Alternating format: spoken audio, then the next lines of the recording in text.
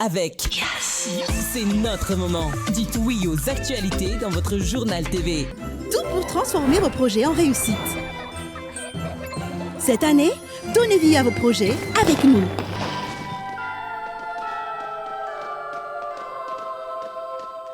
Manolotra ny vaovao. Global Ciment no ambadik'ireo nofinofy, ireo rindrina voatsangana ary ireo fotodrafitrasa sy ny lalana rehetra. Global Ciment, ho mafiorina no avy. Manolotra ny vaovao.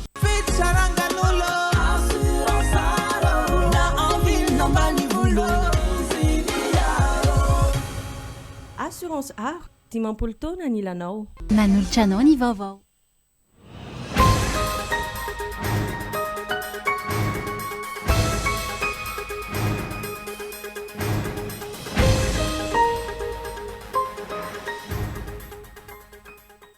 Takinatra sy ny mangarara eto amin'ny tany sy ny firenena ialan'ny ayay amin'ireny fepetrara sy ny fiadidina ny fanavaozana ny repoblika ireny.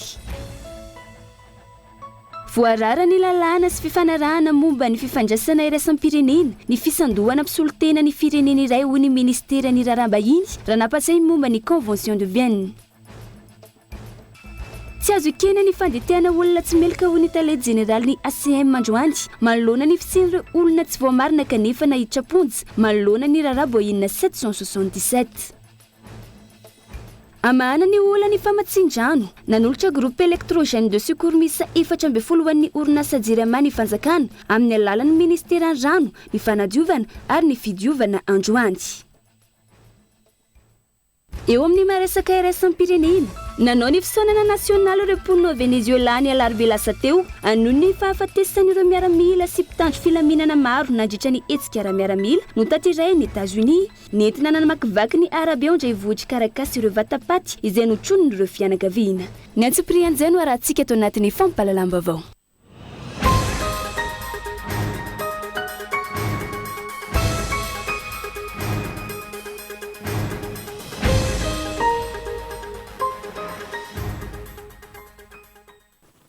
Aterina indray ny araba topoko lasy topoko vavanao zay manaraka ny fampahalalam-baovao eto amin'ny fahitalavitra kola amin'izao alina izao asainam-panajana ianao anaraka izany hatramin'ny farany. Takinatra sy ny mangarara eto amin'ny tany sy ny firenena mba hialan'ny ayay amin'ireo fepetra sy ny fiadidina ny fanavaozana ny repoblika ireny. Isan'izany ohatra ny filazana fandalana ny faninjehana ireo mpitsara ireo miopefy amin'ny fanohan-kevitra eny amin'ny tamazotra tserasera. Matoan-dahatsoratra ny fampahalalam-baovao mahakasikin'izay. Andalana ny fanenjehana ara-pitsarana ireo ny OPEF tamin'ny fanehoan-kevitra anaty tambazotra tserasera hoy ny fanambarana navoaka ny talen'ny serasera eo anivo ny fiadidina ny fanavaozana ny repoblika tamin'ity androany ity. Malalaka tanteraka ary maro ireo mitondra fanazavana mikasika ny raharaham-pirenena. Maro ihany koa ireo maneho hevitra fitsikerana izay tena ilain'ny fitondram-panjakana ahafahana manitsy ny diany ho hiatrany ity fanambarana ity. Na izany tsy azo ekena ny fanararaotana io fahafahana miteny sy maneho hevitra io ka mahatonga ny olona anompa ankitsirano anitsakitsaka mivantana ny asin'ny maha-olombelona ary mandranitra fankahalana ekendren'izy ireo ny mpitondra ambony sasatsasany eto amin'ny firenena any anaty tambazotra tserasera. Nanamafina eo anivon'ny fiadidinan'ny fanavaozana ny repoblika fa eloka voafaritra sy faizin'ny lalàna manan-kery eto amintsika izany fioaram-pefy izany na olona na kaonty na pejy eny anivo ny reny tambazotra tserasera ireny. Fanapakevitra noraisiny zany ary no amafisina tao anatiny fa tonga ankehitriny ny fotoana tsy maintsy hamaranana izany fomba mamohatra izany ka ampiarana ireo fepetra rehetra voafaritsy ny lalàna mba hiainan'ny besin'ny maro ny tena tany-tandalàna sy ho tombotsoan'ny besin'ny maro ihany koa. Ity hevitra farany ity no tena zava-dehibe ho an'ny vahoaka malagasy sy ny firenena iray manontolo ary anton'ny joroana sy ny nitolomana ho an'ny fanovana sy ny fanavaozana.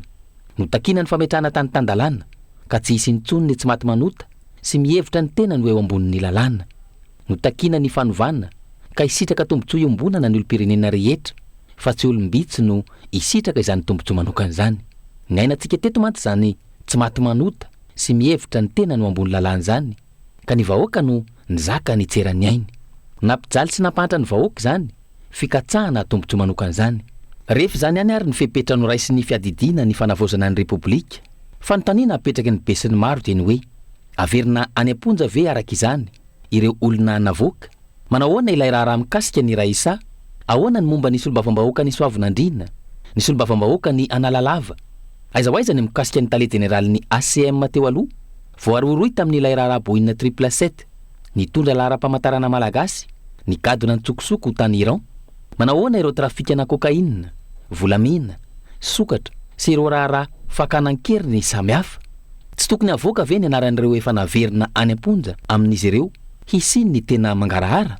Takeny vahoaka izany mangarahara izany satria porofo manambara ny fahavononana, hanova sy anavao. Mandeha ilany ady atao amin'ny tsy maty manota raha tsy misy izany mangarahara izany. Zavapoana ny fanovana tiana apetraka raha toka mbola manjaka ny tsy fanarahan-dalàna. Mila fahavononana sy fiarah-miasa amin'ny isam-batan'olona izany, ary mila finiavana sy fandraisana fepetra entitra ka tsy hisy intsony ny zanankikala hafa. Efa malalaka ny fanehoan-kevitra eto amin'ny firenena. Manoloana ireo fahitana famakafakana sy fitsikirana ny raharam-pirenena amin'izao fotoana izao. Mila fehezina ny fahalalana gaboraraka amin'ny fampiasana tambazotra serasera eto Madagasikara, indrindra ny fanehoan-kevitra miopefy. Totsindrirena tahery no tondra ny antsiprian'izay. Zo fototra araka ny voalaza ny lalam-panorenana, ny fahazona vaovao sy ny fahalalana maneho hevitra. Mila fehezina ny fahalalana gaboraraka amin'ny fampiasana ny tambazotra serasera mba tsy hisiny ny fiaram-pefy, ny fanaparehana vaovao diso, ny fandrangitana sy ny fanompana olona ary ny teny ratsy. Noho ireo antony ireo, namoaka fanambarana ny fanavaozana ny Repoblika fa tonga ny fotoana tsy maintsy amarana natateraka izany, hampiatra ireo fepetra rehetra voafaritra ireo lalàna mba hiainany ny be sy ny marina sy ny tany tandalàna. Efa andalana ny fanenjehana ara-pitsarana ireo olona izay mioapefy mba ho tena fahalalahana amin'ny teny sy maneho hevitra ho an'ny tompontsony ny be sy ny maro no anjaka eto amin'ny firenena. No amafisin'ny teo anivon'ny fitsarana tamin'ny alalan'ny procureur général près la cour d'appel fa zo fototra ny azo vaovao sy aneho hevitra saingy misy fetrany izany mba tsy ho fiaram-pefy. Efa talohan'ny faran'ny taona efa fantatra zany fa misy ny fikononkononina zany araka ny loharam-baovao izay azo, nisy ny fanakaramana andian'olona anasoketana zany tokony andraikitra ambony eto amin'ny firenena, indrindra eto anivon'ny fitsarana zany amin'ny alalan'ny tambazotra sosialy. Dia efa nanokatra moa zany fanadihadiana mahakasika an'izany ny fitsarana, ary hita tokoa fa tena misy zany ankehitriny, ary misy manodian'olona maro tafiditra ao anatin'izany. Izany fanerezana tsao zany dia entina nombana ny fitokisana sy ny fanohanany vahoaka, ny fanadiovana tarihany ramatoa minisitra ny fitsarana sy mba andaniana andro azy malinandreo fampitona azy ka mitara azy ka ny fanenjena izay efa misy amin'izao fotoana izao hanenjena ireo izay nanao heloka teto amin'ny firenena.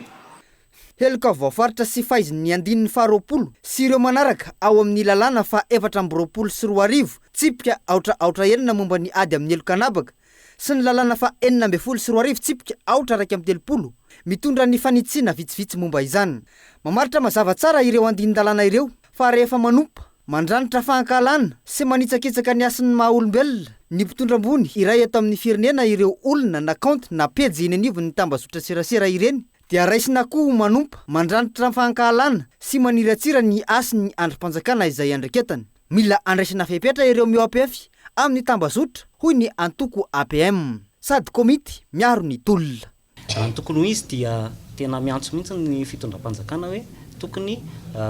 mandray fepetra mahakasika ireny satria mitarika fanakorontanan-tsaina sy fanakorontanana eo amin'ny samy olom-pirenena eto Madagasikara. Tsy ny tambazotra serasera rery no fitantanana ny firenena,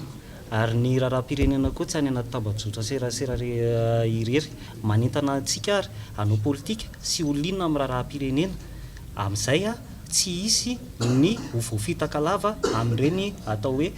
fake news na vaovao tsy marina ireny. Fanehoan-kevitra androany nandritra ny fifamindram-pitantanana teo amin'ny filohan'ny APM teo aloha sy ny filoham-piara-mitantana ankehitriny taoriana voatendra ny filohan'ny APM ho lasa tale jeneraly ny ACM. Tsy maintsy mametra-pialana tsy ho filohan'ny antoko izy mba tsy hisiny ny fifangarona. voarara ny lalàna sy fifanarahana momba ny fifandraisana iraisam-pirenena ny fisandohana mpisolon-tena ny firenena iray hoy ny ministera ny raharaham-bahiny ranampatsiahy momba ny convention de Vienne androany ny tsy fahampiany diplomasia malagasy eny amin'ny firenena ivelany amin'izao no anto iray mahatonga ny fanararaotana ataon'ireo olona sasany hoy Parana Auguste raha naneho ny heviny momba ny fandraisan'ny olona teo aloha anjara tamin'ny fivoriana iraisam-pirenena ny faraparan'ny taona 2024 teo Gabelwa. Misy amin'ireo olony fitondrana teo aloha no nandray anjara sy fitenenana tamin'ny fivoriana tany ivelany ka nitondra sy naneho ny heviny manokana momba ireo raharaha iraisam-pirenena olazainy fa fomba fijeriny Madagasikara raha ny loharan-baovao tranga zay mety hisy fiantraikany amin'ny firenena malagasy zany satria saropady sy ankinany fandraisan'ny firenena any ivelany fanapahan-keviny ny diplomasia sy teny mivoaka avy amin'izay misoratena osolotena ny firenena iray manoloana izany namoaka fanambarana ny ministera ny raharaham-bahiny ka nampatsiahy ny lalàny fifanarahana tao Vienne momba ny fifandraisana diplomatika ary ihany koa nampatsiahy ny didim-panjakana laharana fa 2024 tsipika 27 tamin'ny 13 aprily 2024 mamaritra ny andraikitra sy fandaminana ankapobe ny ministera ny raharaham-bahiny ary ihany koa ny fanamarihana ny filan-kevitra tamin'ny 20 desambra 2024 teo izay mbola manamafy ny andraikitry ny ministera ny raharaham-bahiny amin'ny fitantanana ny fifandraisana iraisam-pirenena sy ny fandrindrana ny asa ivelany fanjakana amin'ny fiantohana ny firindrana sy ny fahombiazan'ny diplomasia malagasy indrindra amin'ireo raharaha stratéjika sy mila fitandremana tsy ny fandraisana anjara amin'ny fivoriana ihany fa hatramin'ny fifandraisana amin'ireo sampandraharaha iraisam-pirenena no voarakitra ao anatin'izany convention de Vienne zany hoy Parena Auguste ka tokony arahana tsara zany taratasy miditra mivoaka tokony mandalo amin'ny affaires étrangères foana tsy mety raha ohatra tsika hoe ministère ny santé tonga dia manoratra mivantana amin'ny pays anankiray koa zany amin'ny ministère anankiray na manoratra ny amin'ny OMS ohatra zay fa tsy mety zay dia ny zavatra misy koa dia ohatran'izay koa le miresaka fivoriana za zao teo nahita iaho fa misy olo mbola mivory olo tamin'ny fitondragna teo aloha misy nivory tany Casablanca tany Maroc le izy zany misy efa miova ny fitondragny nefa mbola misy agnaty carnet d'adresse le organisation le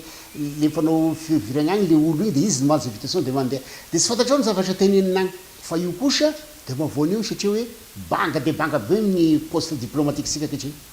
raha ny voalazany ity fanambarany ministera ity dia ireo olona izay nomena fahefana ara-dalàna ihany no mahazo misolotena amin'ny fomba ofisialy ny Repoblikan'i Madagasikara amin'ireny fivoriana iraisam-pirenena ireny na izany tsy izay tiany atao no lazaina ho iatrany ny fanazavana raha izy raha nalefa ny fitondragna izy andeha agny dia tokony maka instruction mazava sara izy ame position inona no tokony position sika fa sy zay hevitry no atao fa zay hevitry ary izay zany ny diplomatie ataontsika hoe domaine réservé du chef de l'état sy sy magnotany agny aloha dia amin'ny affaires étrangères dia hoe inona no zavatra ho resasika agny fa sy zay tianao resanao dia miteniteny fatanaka dia mazary manimba zavatra be dia be mety ny hevitry tegna nge mety saotra an'igny hevitry ny firenena fa dia ny hevitry firenena ny position ny pays igny resiny satria za manimba zavatra be la diplomatie raha misy zavatra hoe mandeha ana sarotra be ny diplomatie sarotra be le izy saripady mako virgule anankiray fotsiny spely anankiray diso avao efa mety mahatonga zavatra be fehiny tsy tompony andraikitra amin'ireo izay tsy nomena fahefana na tsy nahazo alalana amin'ny fandraisana anjara sy fanambarana rehetra ataony ny fanjakana malagasy hoy ny ministera ireo izay manao fihetsika tahaka izany dia azo enjehina sy ampiarana lalàna satria dia meloka eo anatrehany fifanarahana iraisam-pirenena ho iatrany ny fanazavana toy ny raraboinina 777 no anoizantsika ny fampahalalam-baovao tsy azo ekena ny fandetehana olona tsy meloka ho ny tale général ny ACM androany manoloana sy ireo olona tsy voambarina kanefa na iditra pontsy mahakasika ny raraboinina 777 tsy maintsy hojerena aradrariny ireo tena meloka mba hivoahany mariny antsiprian'izay tsy maintsy hojerena aradrariny ny marina sy ireo tena meloka tamin'ny raraboinina 777 hoy ny tale général ny ACM ialana amin'ny fanenjehana olona tsy meloka indrindra taorian'ny fitarainan'ireo fianakavian'ny vafonja omaly izay nanambara fa endrikendrika no nanagadrana ny avany ireo lehibe tomponantoka amin'ny raharaha iny anefa afaka nitsoka efa nisy ireo ny sorona tso-piasa ao anatin'ny ACM ankehitriny zany dia manana fitantanana ny tena koa ary mbola mitohy hatramin'izao ny fangatahana ny fanazavana rehetra makasika an'iny raharaha Boeing 777 anankidimy iny efa voaray ary efa nampitaina any amin'ny sampandraharaha, misy ny nalefa any amin'ny fitsarana, misy ny nalefa any amin'ny ministera makasika an'ireo zany tatitra nareo rapport avy any amin'ireo fitaleavana na ny direction isa tokony. Anisan'izany ny avy eo amin'ny direction de la supervision de la sécurité ary ny direction de la supervision de la sûreté. Tsy mety raha olona tsy manatsiny no aletika any am-ponja hoy ny fanazavany Italie Générale ny ACM. Ny fitakinan'ny rary no atao amin'ity raharaha ity ka hibabiny ratsy vitany ireo meloka. Ny tena koa dia tsy mpitsara, ny tena koa dia tsy mpanao fanadiadiana, fa ny tenako kosa dia mandray ny andraikitra izay tandrifin'ny tena koa dia ny fitadiavana ny marina, ny fikatsahana ny rariny, ary mba tsy mety kosa raha ohatra ka olona tsy manatsiny no voatazona any am-ponja sy any am-pigadrana,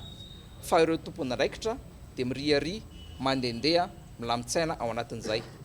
Ka noho izany dia efa mandray ny andraiky ny tompoka ireo sampandraraha-panjakana tsirairay avy mba hivoan'ny marina ao anatin'ireny raharaha reny. Mahakasika ireo mbola voatazona any am-ponja, efa mandeha ny fangatahana fanafana vonjimaika. Anjaran'ny fitsarana no manao ny asany araka ny tokony ho izy. Hatreto mbola ireo mpiasa sy olona teo ambany fahefan'ny mpitondra teo aloha ihany hatreto no voafonja,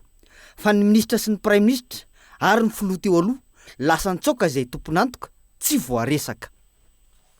Maro ireo trangana aretina miampia mitovy amin'ny soritra aretina mpox amin'izao fotoana izao ny mpitsabo izay nanaovana fanadiadiana. Na izany tsy mbola misy ny tranga voambarina eto Antananarivo araka ny tatitra navoaka ny ministera ny fahasalamam-bahoaka. Daniela Minoaso. Hatramin'ny fiandohan'ny taona, mandidina ny 300 ireo trangana aretina mampiahiahy mitovy amin'ny soritra aretin'ny mpox na ny nendradrajako. Voaray an-tanana atao amin'ity toeram-pitsaboana tsy miankina iray tetsy Ambondrona ity. Mangidihidy, mibontsina, mba fanahoditra, mitovy amin'ny soritra aretin'ny mpox avokoa ny fisehoan'ny aretina ho an'ny ronon-tsaboana ho ny mpitsabo izay nanovana fanadiadiana. Za aloha tsy teny hoe mpox sa tsy pox ny hitanay. Fa zahay ato amin'ny toeram-pitsaboana izay tantanako zao dia natsapa hoe be dia be ny olona narary aloha. Ary maro dia maro ny olona misy an'ireny botsimbotsina amin'ny vatan'ny olona ireny tonga manatona. Ny fisehon'ilay izy mangididy, misy mibotsimbotsina kely be dia be, menamena, avao ilay olona lasa mafana, avao ilay olona lasa reraka be. Tamin'ny voalohany ny ankizy kely no tena be dia be, ankehitriny ny olon-dehibe koa betsaka mivoha. Eo moa zany ministera amin'ny fahasalamana ny tompony andraikitra amin'ny déclaration izy io satria mbola misy ny étude ataony zareo. Ny rapport d'activité ataonay dia alefanay any amin'ny ministera ny fahasalamana. Mbola misahina ny trangana variole du singe na ny nendradrajako voamarina eto Madagasikara ka ho majanga sy Antsirabe avokoa ireo. Raha ina amin'ny 20 kosa ny tranga ina raha ny hita teo anelanelany 17 Desambra 2024 hatramin'ny 9 Janoary 2024 lasa teo. Tsy mbola ahitana tranga voamarina hatreto ny eto Antananarivo raha ny tatriny teo anivon'ny ministera ny fahasalamam-bahoaka. Na izany, tsy tokony hanao dokotera tena, indrindra isika eto Antananarivo raha misy ny soritra aretina mampiahiahy ho hatrany mpitsabo izay nanovana fanadiadiana. Ny aretina zany tsisy aretina zany hoe tsara zany rehefa tsy voatsabo amin'ny fotoana aingana, fa ratsy foana ny aretina na aretina inona na aretina inona, fa ny teninay dia hoe manatona mpitsabo fa mora mitsabo an'ilay aretina io. Malona izay fisiany valanaretina mpox na ny nendradrajako eto Madagasikara izay ankilany, nanamafy ny fepetra ara-pahasalamana noraisiny Comore ka tsy maintsy mitondra sertifika medikala avokoa nanomboka omaly ireo mpandeha avy eto Madagasikara mikasa ho any toerana raha ny fepetra noraisin'ny ministera ny fahasalamana sy ny fiarovana ara-tsosialy ao Comore. Ho an'ny eto Madagasikara raha tsy hivina, fepetra noraisina ny fanaraha-maso ireo mpandeha fiaramanidina miditra sy mivoaka ny Madagasikara, apetraka amina toerana maro samihafa ihany koa ny sakana ara-pahasalamana hifehezana ny fiparitahan'ny aretina ato anatiny, ho ny ministry ny fitateram-bahoaka nandritra ilay fandaharana manokana tao amin'ny fahitalavim-pirenena, niarahana tamin'ny governemanta ny alatsinainy 5 Janoary lasa teo. Ankoatra ireo, maro ny sakafo tokony ho tandremana ho ny mpitsabo izay nanovana fanadidinina. Isan'izany ohatra ny fihinanana episy be loatra, soda, voatabia manta sy vinaigre, voasary makirana, ny zavatra mamay sy mangatsiaka be ary ny kafe. Ilaina kosa ny fisotroana rano matetika sy betsaka, fadina ny fanafody anti-inflammatoire. Mahakasika izay valana aretina mpox izay hatrany no anohizantsika ny fampahalalam-baovao ao anatin'ny fampiarana ny fepetra iarovana amin'ny valana aretina mpox ny seha-pitanterana rehetra araky ny tatitra nampitain'ny ministera ny fitanterana sy ny fampahafantarana ny toetry ny andro ny angy avy amin'ny toromarika nomen'ny ministera ny fahasalamana. Tsy aro asoarvelo. Ankoatra ny sekoly, hôpitaly sy ireo toerana samihafa ampiasain'ny daholobe, anisany manamafy ny fampianarana ireo fepetra entitra iarovana amin'ny fielezany valana aretina mpox na ny endran-dranjako ireo misahana ny seha-pitaterana, ny fitaterana anabagabaka sy andranomasina, ny serana mpiara-manidina sy ny fitanterana tanety. Androany, norarana fanafody ny fitaovam-pitanterana an-dalamby, train urbain sy ireo toeram-piantsonana ahitana izany, anajana ireo fepetra sakana amin'ny fiparitany aretina ireo. Takina ny fanaovana arivava-orona ho an'ireo mpampiasa ity fitanterana an-dalamby andrenivohitra ity, manomboka izao hoy ny tale jeneraly ny fitanterana an-tanety. Hitanareo androany iny zao hoe famendrahana n'io ranom-panafody io mba anadivana amin'ny manodidina rehetra, fa izahay ato zany zao dia efa mampiasa ny gel, ny cache-bouche ho an'ny mpiasa, dia efa miezaka koa zay zany zao manetana ny mpanjifa rehetra hoe manomboka amin'izao dia efa miditra amin'ny fampiasana ny cache-bouche daholo tsika rehetra. Manomboka efa mamoaka ny note zay ampiarana an'izay zany tsika moa zany zao efa mamarana ny herinandro, dia manomboka amin'ny rapitso zany tsika zao dia efa manomboka miditra amin'izay hoe mampiasa cache-bouche. Ny mpiasa aloha efa mampiasa cache-bouche ny anay, mampiasa gel zahay, ary efa sina gel daholo any anatin'ny station rehetra any fa misy gel ho an'ny mpanjifa io,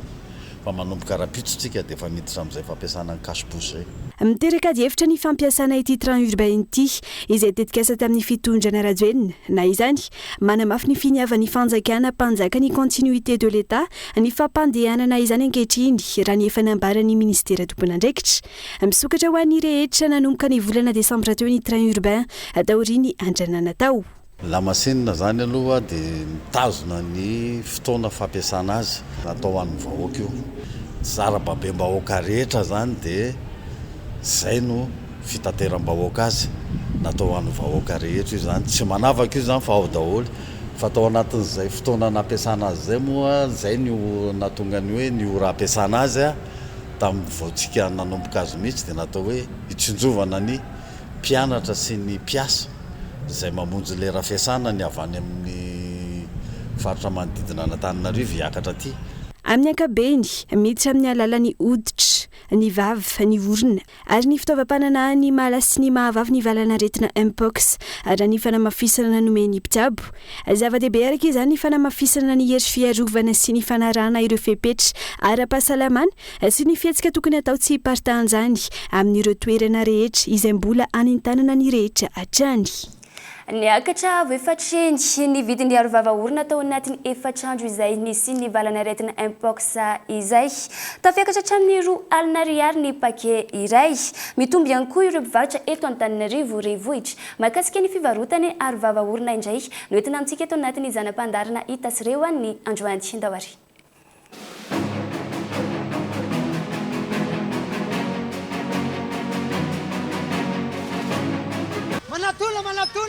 Manatona ianareo misy zaka tsara, misy zaka soa.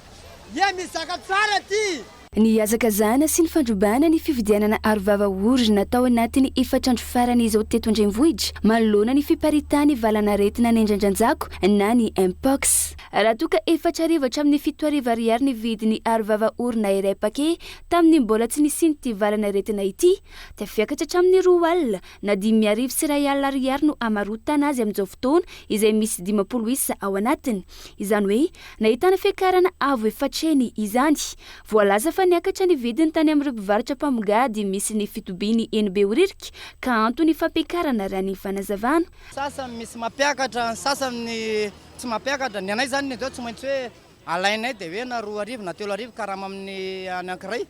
dia tsy maintsy alefa le izy ka any amin'ilay vakana misy mampiakatra misy eo amin'ny vidiny normal tsy miova ihany le izy indray zany miankina amin'le moan'le sinoa entana samy manana prix an'le izy moa izy moa le izy koa tamin'ny famandeha dia ampiakariny le izy tsotrany tamin'ny corona reny zao mbola mora izy aloha tsy eto tamin'ireny fa amin'izao tena efa lasa niakatra ianao zany taloha raha makapakehana ohatra hoe 20 000 na 25 amin'izao efa lasa 40 000 amin'ny paquet izay zany maka ohatra ny solde 50 60 ohatr'izay arakaraka lasa nivadika nivarotra arovava orona ny akamaroany ireo mpivarotra kiraro sy lamba amoron-dalana eny Behoririka tao anatiny efatrandro izay antony be mpitady sy mandeha ny tsinany noho ny fisian'ny valany aretina feno mpivarotra arovava orona noho izany ny tsena ankehitriny varotra kiraro zao fa zao lasa manao kasibosy satria ny antony am'le aretina zany efa eny le izy hoe misy dia nefa le tsena koa amin'izao vita fety tsy mandeha le kiraro azonanao dia anaty Facebook zany aloha zao satria malaza le izy dia mba manome kasibosy an'ireo vahoaka ireo presque zao be dia be zao mpivarotra lamba mpivarotra kiraro kojakoja lasa nanao kasibosy daholo ny any amin'ny faritra no betsaka manafatra entana treto raha toka sarotadiavina ny kasibosy ho an'ny ankizy izay antony iray mahalafo azy olona misy pakany tsinjarany reny dia misy makakoatra le ray aman-dreny zany fa le anankizy zany zao no tena tsy mahita mihitsy fa vitsikely dia zay lasa nampiakatra be an'le anankizy fa ny andehibe zany mbola normal ihany mividy tafekatra trany amin'ny 500 arivo ariary mahery ny singany iray omaly sy androany raha tokana midy 200 ariary zany teo aloha tokony isy fanaraha-maso sy fandraisana fipetra ho an'izay mini manana roatra mampiakatra tsy aradrariny ny vidiny tena miakatra be mihitsy fa tokony mba jeren'ny fanjakana fa lasa miakatra le vidiny mantsy misy efa 5 000 andray 2 arivo tokony hoe mba jeren'ny mpijeriny serasera zany hoe mba tokony prix normal foana zany le izy fanararotana be le izy fa taloha hoe 10 arivo dia vetivety eo dia tonga dia 10 arivo sy 2 alina dia 2 alina fa zay zany moa izy zay efa nanana réserve aloha dia ampiasaina aloha dia rehefa midiny io dia zay vao mividy indray tokony hoe ny fanjakana mandray dia mba mizarazara kely an'izy ho an'ny indrindra surtout ho an'ny mpianatra nanamarika ny mpitsapy fa tokony arahina ny fenitsara-pahasalamana fanaovana arovava orona isorohana ny valana aretina izany hoe tokony hosoloana isan'andro izany fipetra iray napetraka ho entina miaro an'ity fiparitany valana aretina mpox ity ny fanaovana arovava orona ny mpianatra ny an-tsekoly sy ny amin'ny toeram-pitsaboana no tsy maintsy mitondra azy hatreto raha toka efa misy ihany ny olona sasa manao arovava orona eny an-dalana sy any amin'ny fitateram-bahoaka mahakasika ny famahana ny olana ny famatsindrano no anoizantsika ny fampahalalam-bavao amahana ny olana ny famatsindrano naloatra groupe électrogène miisa 420 ho an'ny orinasa jirama ny fanjakana amin'ny alalan'ny ministera rano sy ny fanadiovana ary ny fidiovana ho an'ny ity androany ity mbola maro asa tao satria maro fitaranana voaray ho ny ministra nany mahafinda ho raha antsika ny antsiprian'izay groupe électrogène de secours miisa 420 izay petraka amina toerana miisa 420 no natolotry ny fanjakana amin'ny alalan'ny ministera rano sy ny fanadiovana ary ny fidiovana ho an'ny orinasa jirama androany amahana ny olany rano izay mbola hita fa mampijaly amin'izao fotoana izao tsy ny eto Antananarivo ihany no isitraka izany fa ny any amin'ny faritra ihany koa raha ny fanazavana ny fantatritsika fa zofototra ny fananana rano fisotro madio ka izao fitaovana izao atolotra ho an'ny jirama dia afahana zany mamaha ny olandrano fantatritsika fa rehefa tapaka ny jiro dia miatraika amin'ny rano ihany koa izay elaela mihitsy ara vao miverina ny rano rehefa tapaka ny jiro ka ireto groupe électrogène de secours reto miisa 420 izy ireo omena ny jirama amin'ny toerana miisa 420 ihany koa ankoatran'izay misy accessoire maromaro na ny tuyau sy ny fanoloana an'ireo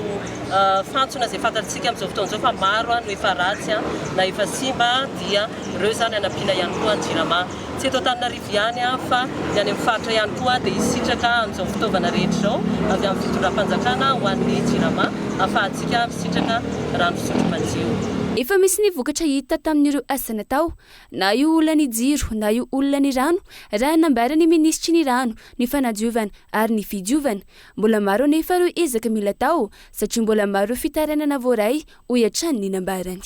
tokony ho say hitorika ireo olona manary fako eto seroa ireo olona pirenena amin'izao fotoana izao tokony andraindraikitra ihany koa ny avy eo nivy ny fokontany ho ny fikambanana tsy miankina malagasy say mijoro androany malona ny olana teraky ny fanariana fako mahatonga ny fiakaran-drano eto andrenivohitra fanadiadiana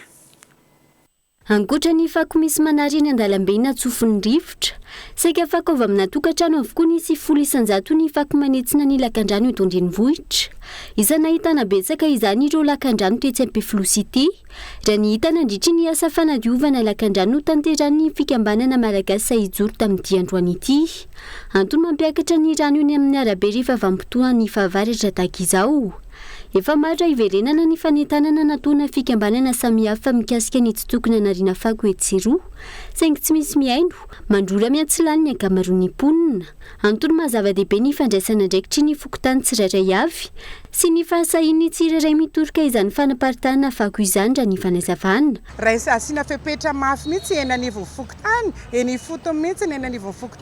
fokotany mihitsy tompona ndraikitry ny fokotany tena mamedina mameny sazy ho andreny olona zay tratra dia nefa koa tsika samitsika leo masahi mitoroka ny olona zay manao tsy mety fa raha tsika tsy masama mitoroka hoe ianona ny hitako nandatsaka an'ilay fako tao anatin'ilay dalina dia tonga iny olona iny tokony manantona ny eny anivon'ny fokotany tompona ndraikitra ny fokotany hoe ianona zao mihitsy ny tratrako fa raha tsy mitoroka koa tsika fa samy mialangalana dia tsy androso mihitsy tsika ny amin'ny fampandrosoana satria mijery fotsiny ny ataontsika dia tsetra fotsiny tsika hoe mampalahelo fa tonga dia masahi mitoroka an'izay zavatra tsy mety rehetra to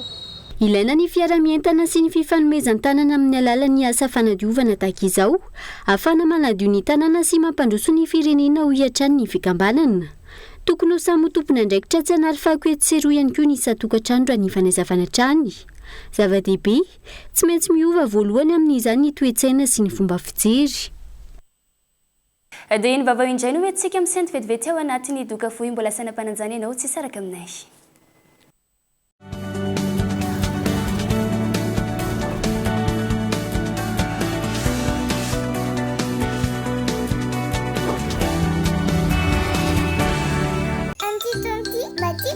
Vacances Dubai tadasini Dubai amty tontia olona zato mpandeso miaraka amin'ny Cosmos loka voalohany dia filatsasatra nondroana Dubai amty tonty ao amin'ny Cosmos ny fankalazana Noël goavana indrindra ho amin'ny savidy entana rehetra manomboka ny 3 Desambra 2024 hatramin'ny 20 Janoary 2024 dia mandray sanjara avy hatrany amin'ny super tombola loka zato panjestat loka voalohany dia filatsasatra ho an'olon-droa iantoana tanteraka any a Dubai loka faharoa TV TCL 85 pouces loka fahatelo réfrigérateur side by side loka fahaefatra salon complet loka fahadimy moto 5e loka fahaenina hatramin'ny fahazato 10 bon d'achat zay ny total 30 tapitrisa ariary mahafinaritra kosa Cosmos Cosmos, votre partenaire de confiance. Chez Batimax, la qualité se construit entre vos mains. Et pour les fêtes, vos outils préférés passent en mode réduction. Du chantier à la créativité, tout prend forme avec Batimax. Des offres exceptionnelles jusqu'à moins 70% sur vos produits préférés. Découvrez tous les univers Batimax, sanitaires, luminaires, carrelage et bien plus encore. Tout pour transformer vos projets en réussite. Cette année, donnez vie à vos projets avec nous.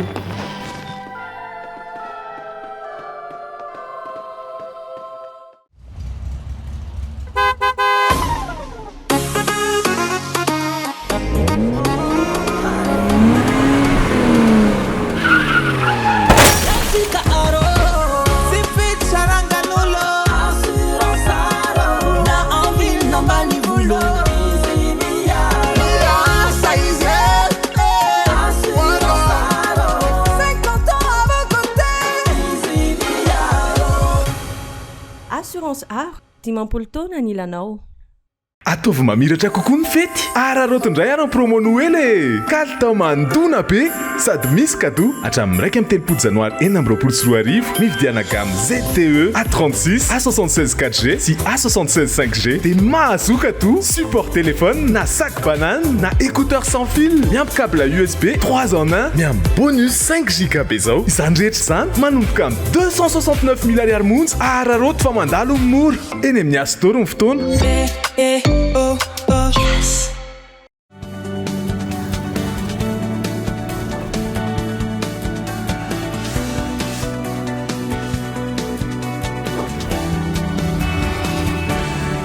dia tavaverina somatsara ao tanatin'ny tapany faharoa ny fampahalalam-baovao indrasika amin'izao fotoana izao. Mbola verina ny araba tompoko lasy tompoko vavy asana mpananjana ianao anaraka izany hatramin'ny farany. Iazo ny tolo iara-vetrany isika ao anatin'ity vavao manaraka ity. Mitokona ny mponina Besako ao anatin'ny boriboritany Antananarivo na tolo iara nanomboka omaly manoloana ny fanesorana ny sefipokotany teo aloha sy ny fanendrena olona hafa isolo toerana azy Bono Melize.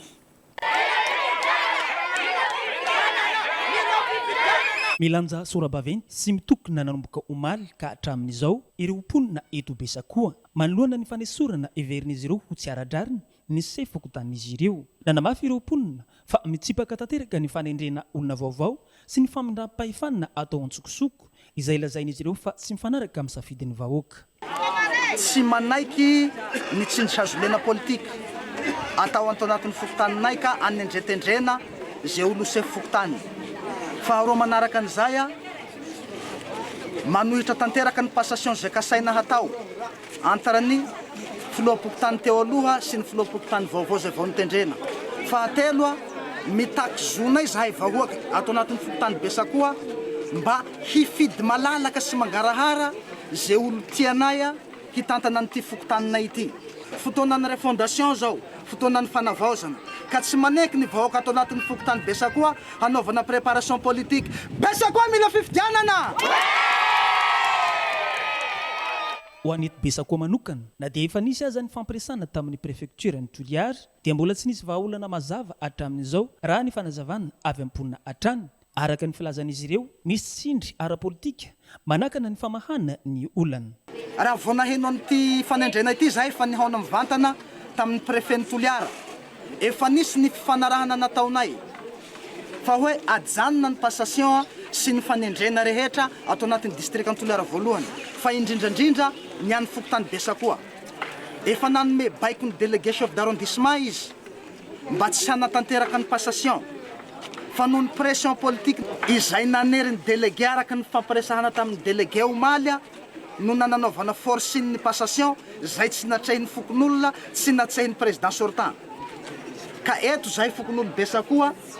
dia hanaitra indray mandeha hamerina indray mandeha ny fitakina hanambaon'ny prefectura hihaona amin'ny préfet hanamafy ny fangatahanay satria nanome toky anay izy fa ajanona ny fanendrena sy ny passation. Tsy ahivina fa nanamafy ny ministry ny atitany fa tokony hampiatona avokoa ny fanendrena sy fokotany rehetra noho ny fandaminana. Mifanohitra amin'izany anefa ny zava-misy eto Toliara izay ahitana fokotany maromaro voakasika ity raharaha ity. Raha izany miverina sahady ve ny kajikajy politika fomba ratsy nataony teo aloha ka isan'ny takiany vahoaka malagasy ny fanovana. Misy ve ireo tsy manaiky fandaminana ka manapa-kevitra irery amin'ny fari-padidiana sahaniny. Ny antsopanao gazety ireo andian'olona mpamaritra tany ao amin'ny toerana fiompiana Autriche ao Antsirabe nanambara ireto fara fa misy tantara io tany io ary tany mpanjaka nampanofana tamin'ny orinasa tsy miankina fa tsy manatompo ka tsy hiala amin'ny tany izy ireo kolo Antsirabe.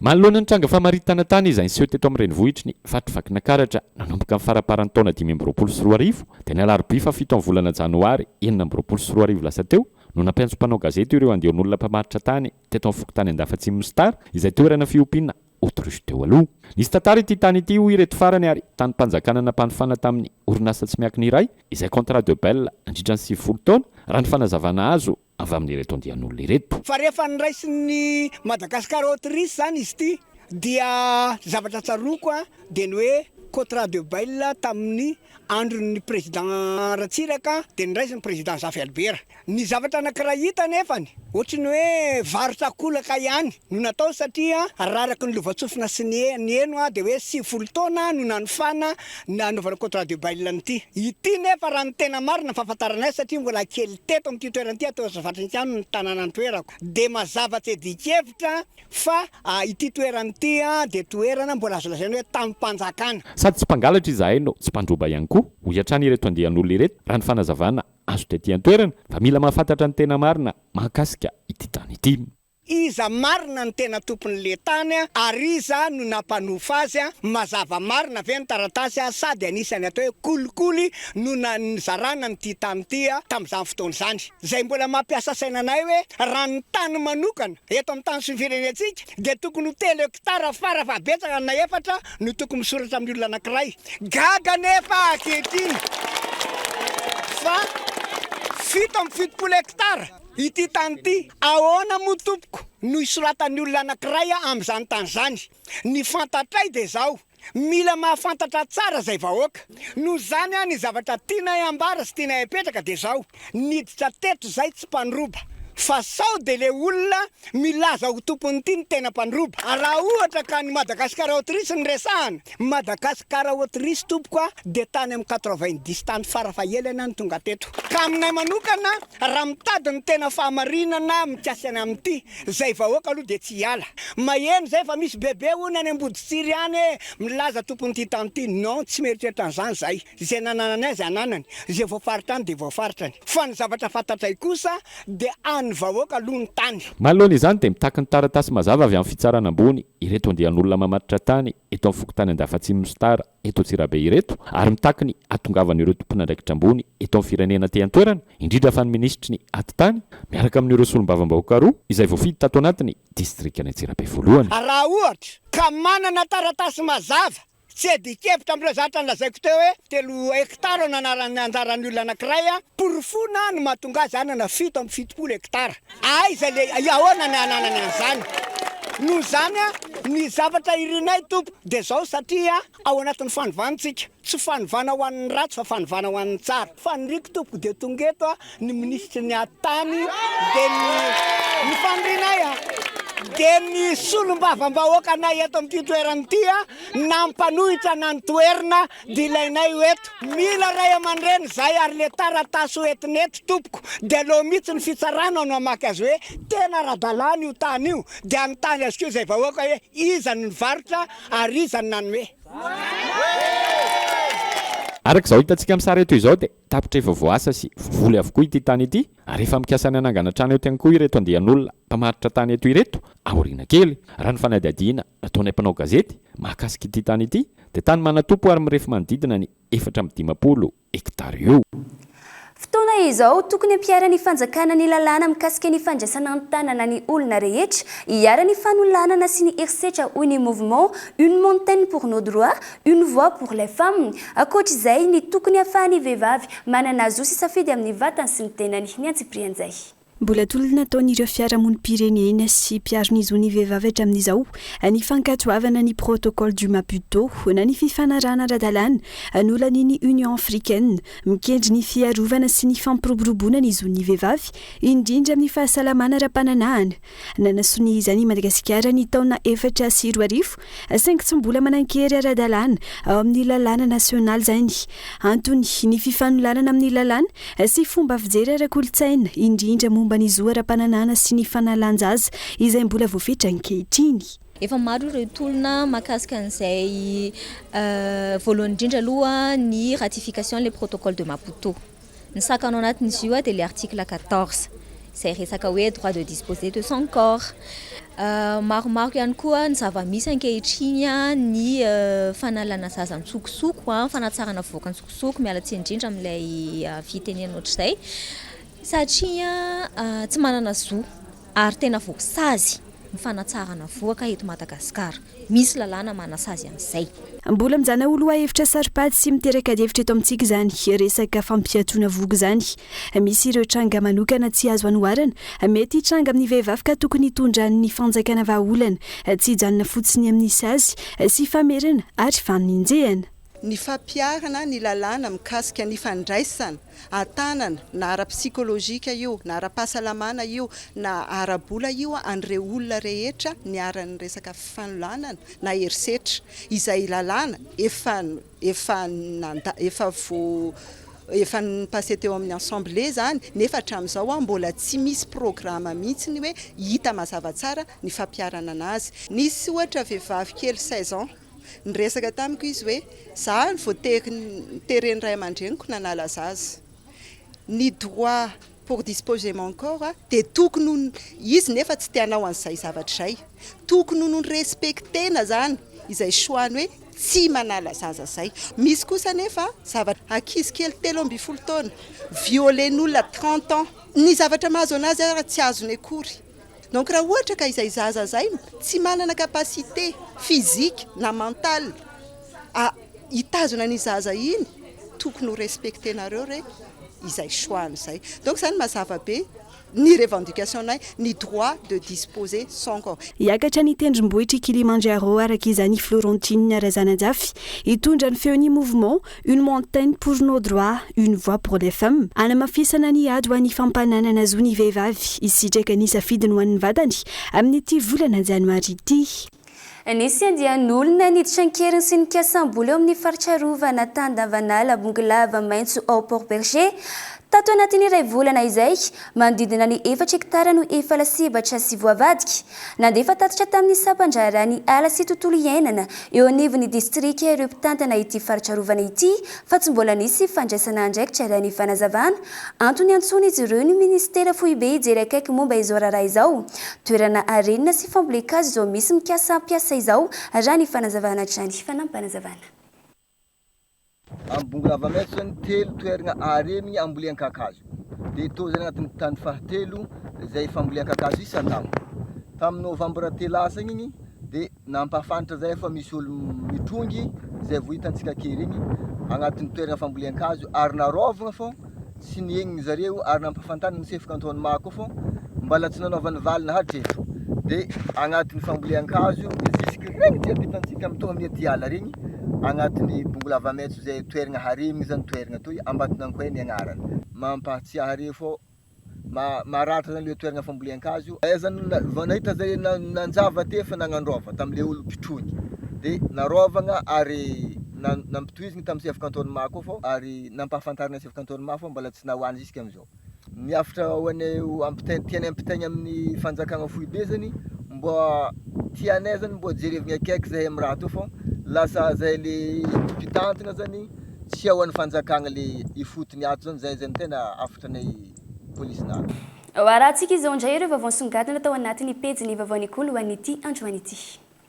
Ireto indray ireo vaovao songadina tao amin'ny pejiny vaovao Nikolo TV ho an'ny androany. Roa andro tao riny nanjavona ny voahita ny nofo mangatsika ny lehilahy nanjavona tampoka raha ny aranandro tamin'ny vadiny teo amin'ny ranony sy mianono ao amin'ny komuna mipataka na maro reny distrika ny Mantsitsara ny talata fa 9 ny volana janoary 2024 lasa teo saika hitsidika arafozana izy ireo no izao tradoza izao ilay lehilahy efa ampelantanina ny fianakaviana ny razana. Nanao fanambarana ny fiombona ireo internet Madagasikara androany fa 9 ny volana janoary 2024 fa tsandrainy tanana ireo tranga voamarina na ireo tranga ayahina amin'ny valana aretina mpox ary koa ireo arety mifindra rehetra misy eto Madagasikara izy ireo mandra-pahazona antoka ara-pahasalamana sy ara-sosialy ho an'ny interne mitoetra ny kosa ny fitsaboana ireo aretina tsy mifindra sy ny asa mahazatra andavanandro raha ny fanambarana voalazan'izy ireo fa mbola tsy nahazo valo mazava ny fitakin'izy ireo toy ny resaka indemnité de risque tokony hositrahany interne sy ny tsifitsiny ny prise en charge ho an'izy ireo ary tsy fahampiny ny fitaovana iarovan-tena kanton zao fanapa-kevitra izao hita miparitaka ao anaty tambazotra tserasera ny vaovao diso milaza fa migadina eto Madagasikara ny filoha teo aloha Andry Rajoelina ka ny onja Pekola FM no nambarana ireo mpanely tsao nangalana ny vaovao izay tsy marina velively tsy ekena araka izany ny fampiasana ny anarany Nikolo TV FM anaparitana vaovao tsy marina izay efa voarara ny lalàna mifeny serasera ihany koa efa nilaza teo anevo ny fiadidina ny fanavoazana Republika ny Madagasikara androany fa efa andalana ny fanenjehana ara-pitsarana an'ireo miopefy amin'ny fampiasana tambazotra tserasera ka antenaina fa tafiditra ao anatin'izany ity tranga ity izay tsy maintsy ho fantatra miandalana eo ihany. Toy izao ny fandaharan-dalao ireo ekipa valo ifanandrana amin'ny lalao ampahifadalana amin'ny lalao kanina 2025 amin'ny zoma fa 7 ny volana janoary 2024 izao ny ekipa pireneny Mali ifanandrana amin'ny Senegal amin'ny 7 ora eto an-toerana i Cameroun kosa indray ifanandrana amin'ny Maroc amin'ny 10 ny sabotsy fa 10 ny volana janoary 2024 avy izao ny Algérie ifanandrana amin'ny Nigeria amin'ny 7 ary Egypte ifanandrana amin'ny Côte d'Ivoire amin'ny 10 eo amin'ny maresaka iraisam-pirenena nanao ny fisaonana nasionaly ireo mponina tao Venezuela ny alarobia lasa teo noho ny nahafatesan'ireo miaramila sy mpitandro filaminana maro nandritra ny hetsika ara-miaramila nitanterahany États-Unis nentina namakivaky ny Arabia ao andrenivohitra Caracas ireo vatapaty izay notrony ireo fianakaviana raha ny fanazavany manam-pahefana mpitandro filaminana manodidina ny 420 no namony ainy ary 10 maro ihany koa ireo sivily nanambara ny fitondrana vodzimaiky fa itoy mandritra ny fito andro izao fisaonana nasionaly izao ho fahatsiarovana ireo namony ainy. dia ny maresaka iraisam-pirenena indray tompoko lasy tompoko vavy no antsika manakatona ny fampahalalam-baovao amin'izao alina izao isoriny anao nanaraka izany hatramin'ny farany manome fotoanana ho an'ny rampitso indray veloma tompoko.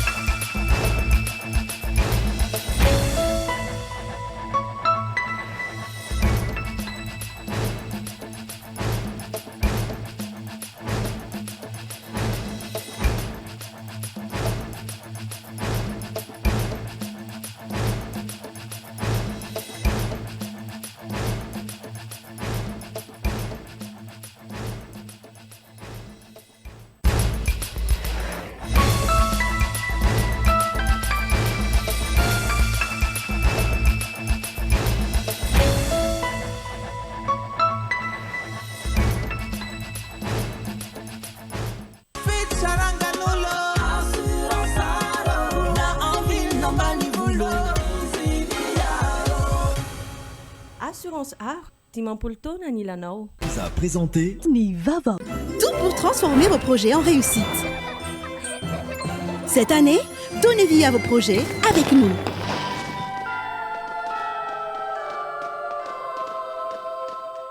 Global Ciment no ambadika ireo nofinofy, ireo rindrina voatsangana ary ireo fotodrafitrasa sy ny lalana rehetra. Global Ciment, ho mafiorina no avy. Avec c'est notre moment. Dites oui aux actualités dans votre journal TV.